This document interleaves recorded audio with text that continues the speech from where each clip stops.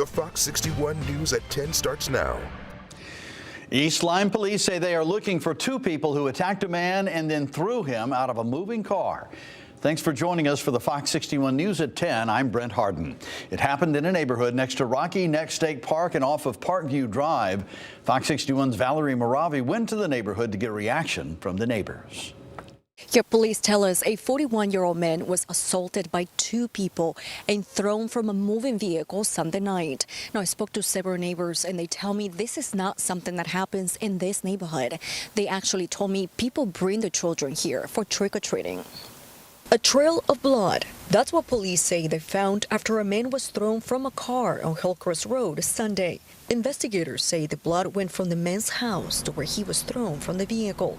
Now the violent scene has left a community in disbelief. Almost literally in front of our home. Very shocking.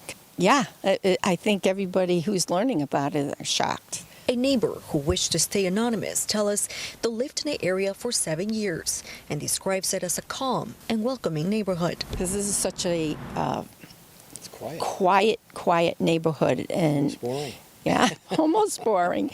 Yes, and we walk the neighborhood all the time for our exercise, and we go to the beach all the time. We walk down there, walk back, and it's a nice community. It's a beach community. Although it's still unclear whether the victim knew his attackers, neighbors say they still feel safe in the area. I'm not a type of person to worry about things like that. It's the first time something like this, so it's a random thing, and no, I'm not worried. We're still working to find out the victim's condition, but for now, East Lyme police are asking anyone with information to call them. In East Lyme, Valerie Moravi, Fox 61.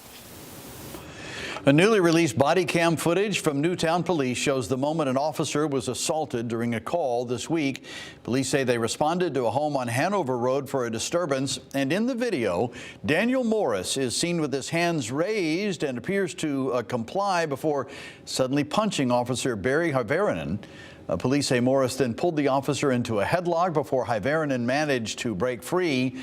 Morris strikes the officer again in the face, and officers are then able to get him into handcuffs. Both Morris and the officer suffered minor facial injuries. Morris appeared in court today on assault charges.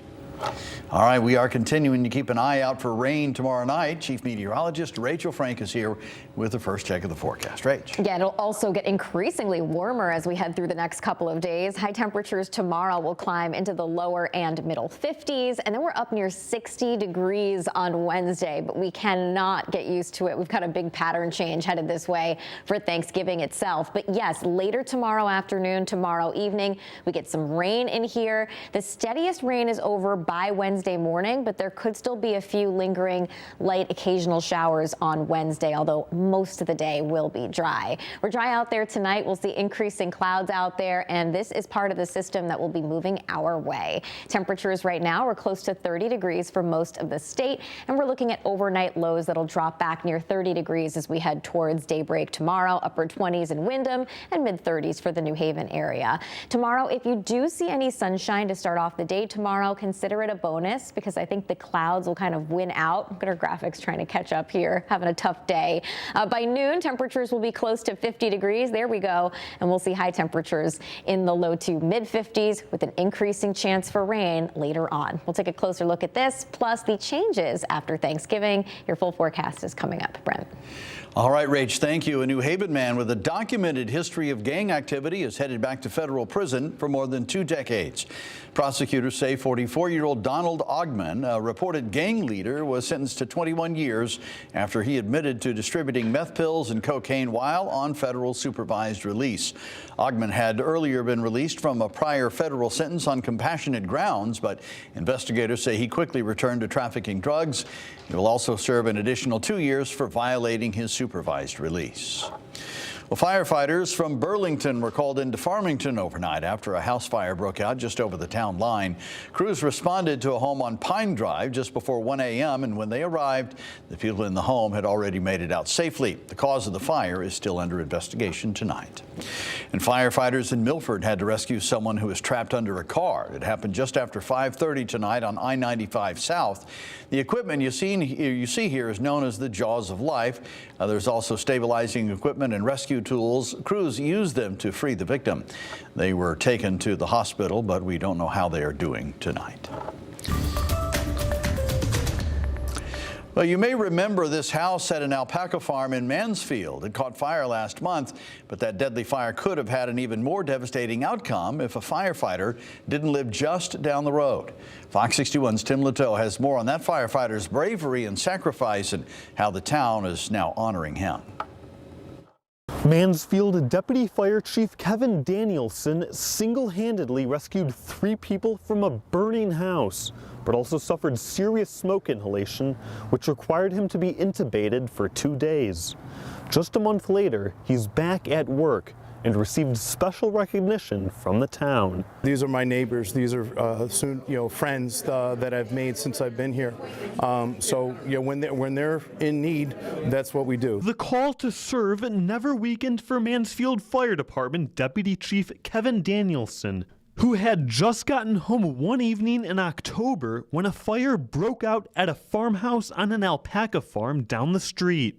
He got 2 people out of the house, but had to trudge deeper into the smoke to save a third. I found her by putting a light down, and the only thing I saw of her were 4 fingertips, shrouded in smoke, motionless. That 79-year-old woman was pulled out of the house alive, but sadly later died at the hospital. Unfortunately, there was a loss of life from the fire, but he gave her every opportunity to survive, and she was alive when she arrived at the hospital. Danielson himself ended up with a multi-day stay in the burn unit at Bridgeport Hospital, intubated for smoke inhalation, but he says even though he knew the level of danger he was running into, there was no turning back. No, they were there. They were my responsibility. I was accountable for them, and I did what I could to save as many lives as I possibly could. The town council awarded Danielson a certificate of recognition for his heroic actions Monday night. And even though Danielson has spent decades in the fire service with some close calls along the way, he's not going to hang up the fire suit anytime soon. He has too much love for everything about the job. Love for service, love for people, love for the guys in the back of the room.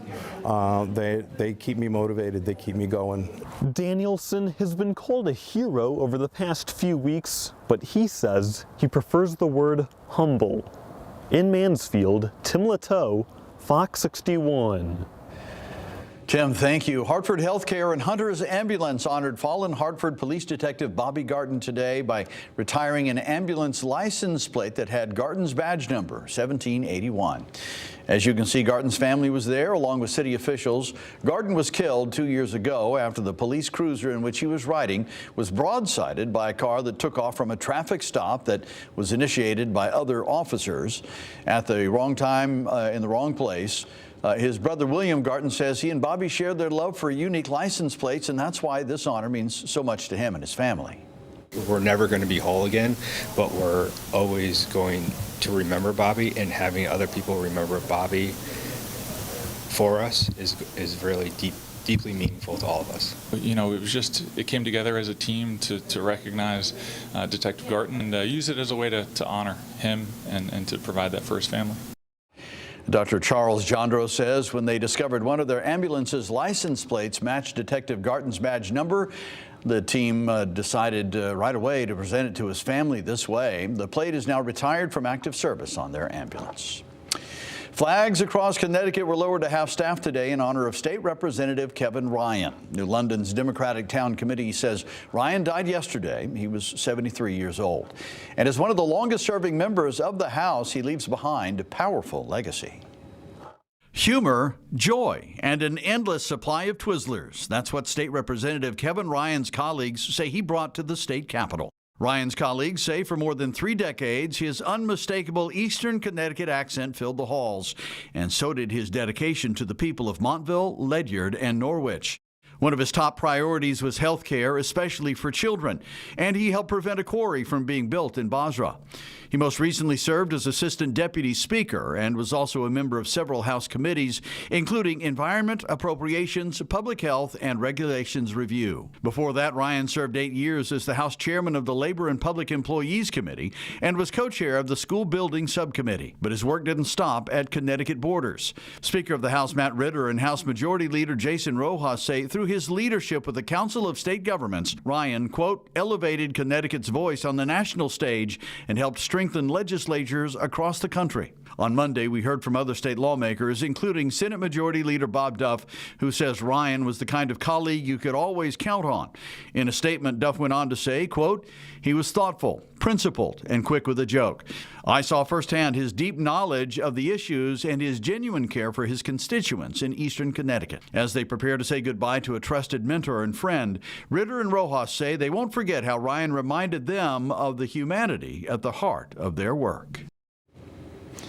Ryan's cause of death and plans for his funeral have not been announced yet. A special election to fill his seat could also be announced soon. We'll have more reaction from state lawmakers on our website, fox61.com.